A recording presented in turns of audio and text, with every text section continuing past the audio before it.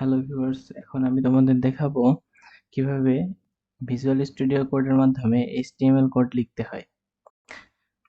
প্রথমে আমরা একটি ফাইল ক্রিয়েট করে নেই এবং ফাইলের নাম দেই test.html। আমাদের কোনো নিউ ফাইল ক্রিয়েট করার জন্য যখন HTML ফাইল ক্রিয়েট করব তখন অবশ্যই নামের শেষে .html লিখতেই হবে। আমাদের ফাইল ক্রিয়েট করা হয়ে গেল। এখন আমরা ফাইলের মধ্যে একটি HTML কোড লিখি।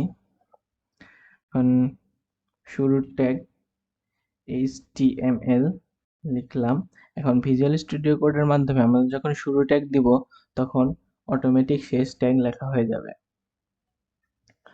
তাহলে আমরা এখানে লিখলাম। এখন HTML এর ভিতরে আমাদের উপরে থাকবে হেড ট্যাগ আর নিচে থাকবে বডি ট্যাগ। এখন হেড ট্যাগের মধ্যে থাকবে টাইটেল। আমাদের টাইটেল বারে যা শো করবে সেটা আমাদের টাইটেলের মধ্যে লিখতে হবে।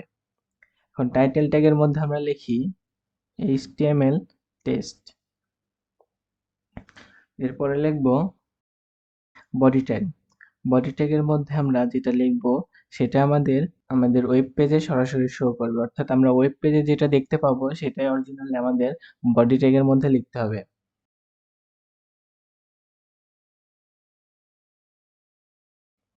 তাহলে বডি ট্যাগের মধ্যে এখন h1 ট্যাগ দিয়ে একটি সেন্টেন্স লিখি হ্যালো ওয়ার্ল্ড। এখানে হ্যালো ওয়ার্ল্ড লেখাটি সব থেকে বড় আকারে হবে। h1 মানে হচ্ছে এখানে h1 ট্যাগ দ্বারা বোঝানো হয়েছে যে এই লেখাটা সব থেকে বড় আকারে দেখাবে। এর থেকে ছোট দেখাইতে হলে h2 ট্যাগ ব্যবহার করতে হবে, তার থেকে ছোট দেখাইতে হলে h3 ট্যাগ ব্যবহার করতে হবে এবং তার থেকে ছোট দেখাতে হলে h4, এভাবে h6 পর্যন্ত আমরা আকারে ছোট বড় করতে পারি। এখন আমরা h4 দিয়ে একটা দেখি, h4 দিয়ে হাই লিখলে h4 ট্যাগ দিয়ে হাই লিখলাম। এখন এটা বডি ট্যাগের মধ্যে এই যেটা লিখলাম হ্যালো ওয়ার্ল্ড এবং হাই, এটা আমাদের ওয়েব পেজে শো করবে। যেখানে আমরা দেখতে পাচ্ছি এই যে উপরে টাইটেল বার আছে HTML টেস্ট এবং এই যে ওয়েব পেজে শো করছে হ্যালো ওয়ার্ল্ড এবং হাই লেখাটি সব থেকে ছোট। এখানে হ্যালো ওয়ার্ল্ডটি সব থেকে বড় দেখাচ্ছে কারণ আমরা এখানে h1 ট্যাগ ব্যবহার করেছি, আর হাই লেখাটি ছোট দেখাচ্ছে কারণ আমরা এখানে h4 ট্যাগ ব্যবহার করেছি।